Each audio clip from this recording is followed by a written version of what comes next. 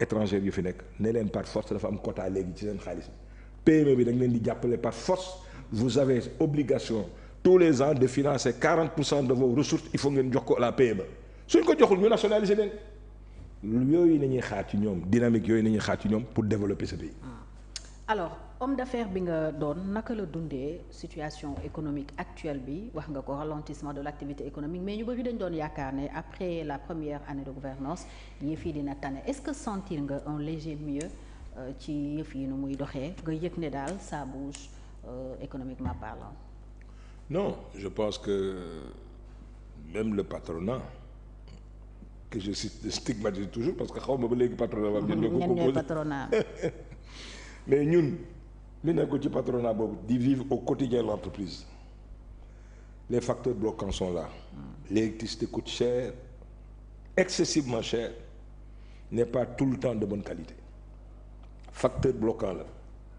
parce que wax na ci keroog coût de heureusement l'énergie. il faut que mu réagir wax waa jooju le Diop là ne ko na jël puisque moom fi waxoon ne daf ñu koy jaay 70 francs. ñu ngi xaar 60 francs sax la wax. 60 francs. Oui. mais tey li muy après jaar les réformes structurelles. mais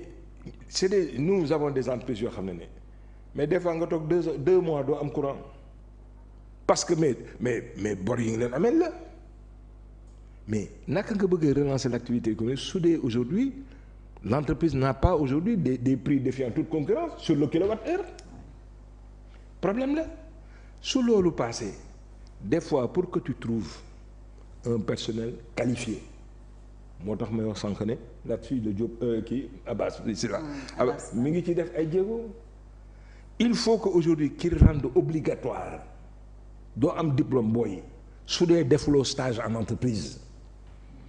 tous les ans 9 mois de cours nañu am 4 mois yi da nga ko war a def en entreprise comme en Suisse en Belgique en Versoix mais soo ko deful du ñu la jox diplôme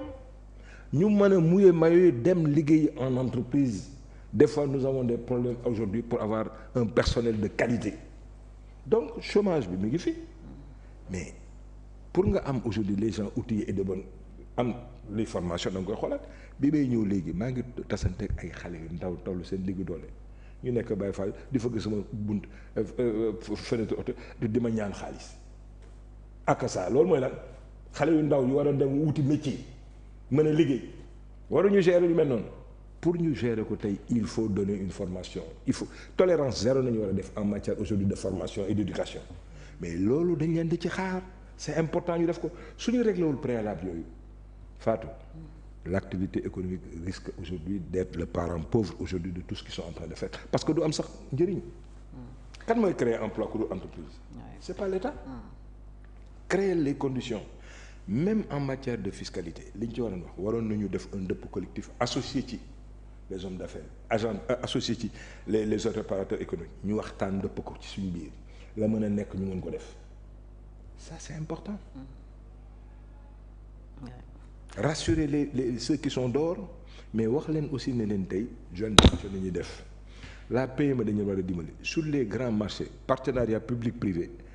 mais il faut que tey fonds 6 avec les moyens yi mu war a am mais mu am le minimum bu muy def pour financer ce genre d'entreprise les gros marchés léegi dañu mën a permettre aujourd'hui la PME et PMI li ko premier ministre bi waxoon ñu war ko mën a am suñ ko mënul am y a un problème la préférence nationale day jóge ci loolu mais encore une fois te yow loolu fàccaam xam nga ko ci man moi quand je parle de préférence nationale je ne le cache pas je ne suis pas complexe là je parle d'abord du Sénégalais montagne parce que aujourd'hui l'essentiel de l'activité économique aujourd'hui au Sénégal est entre les mains aujourd'hui donte c'est des Sénégalais mais d'étrangers ça me pose un problème quand aujourd'hui les Sénégalais montagnes ne sont pas promus comme il se veut dans beaucoup de secteurs cela me pose un problème. pourtant ñoom nationalisme la ñu woote bi ñuy doog a ñëw. mais gisoo ne ñu ngi koy doxal. bon des fois ça me pose un problème. À quel niveau. mais je cite mon cas wax naa la ko. ok mon nom était à l'Assemblée nationale yow su ma nee ñu dindi ma foofu pourquoi au profit de qui. ñoom bi ñu ñëwee la dañ. j'ai pas compris et d'autres ça gêne. Ça gêne. La qualité, elle n'est pas forcément étrangère. La qualité est là et des Sénégalais bons sont en train de faire de la qualité dans ce pays. Savent travailler. dañuy xaar ci ñoom mooy que ñu tëddee njaaxaanaay uuf ñooñu ñëpp et c'est important ñu def ko ñoo fi woote loolu nañu commencé ci loolu les dispositions et ces plans là nañ ko def Société Générale nañ ko jënd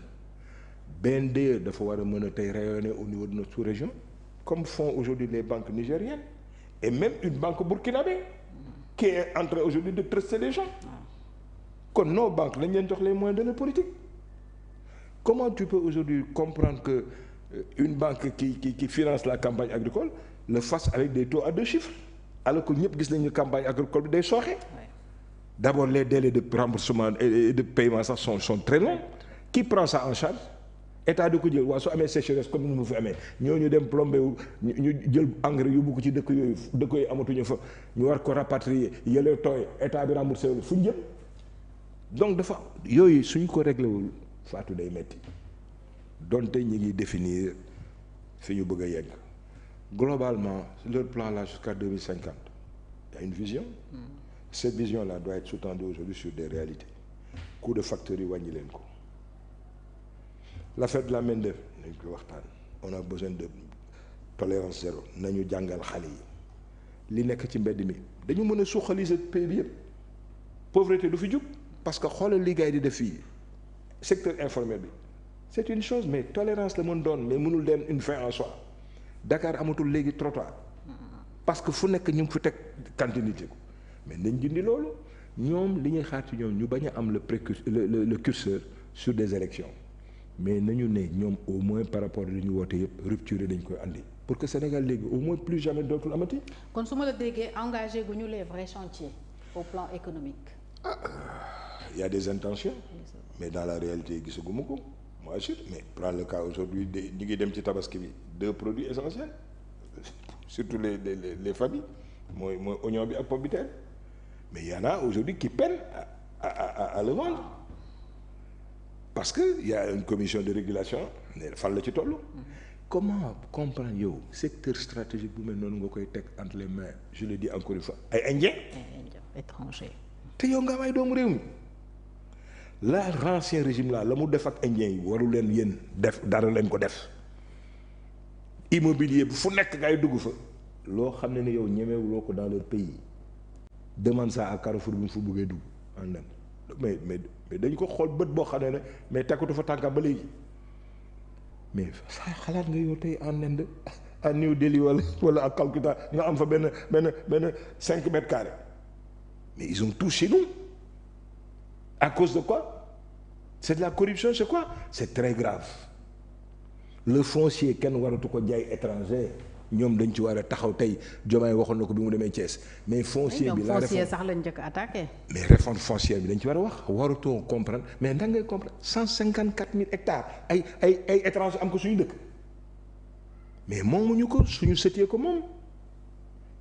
mais waruñu jaay terre sa sët ak sa doom la ñu mën def mooy louer ko benn waay mu ñëw liggéey ci. tant que mu ko teg ci siratal mustaqim te mu ngi jox un contenu local à li muy def ñu accepté ko bés bu ko mënu ñu ne ko génnal dem sa yoon merci dellu si waat mais Maroc looloo fa xew dans tous les pays mais Turquie looloo fa xew dans les pays du Golfe looloo fa xew ku am fayda loolu nga nekk kon réforme foncière bi dañ ci war a taxaw ñoom def ci ay jéego étranger mënu fi am terre doomu réew mi Fat Thiam moo fi mën a am terre Mamadou Cissé fi mën a am terre parce que su ko bàyyee ay septième ak génération la ko bàyyi waaye Ould Massamba wala kim am droit amul droit du fi ñëw di am terre fii loolu jaaduwul il faut que gars yi def jéego ci loolu. alors ñu avancer wax ci dialogue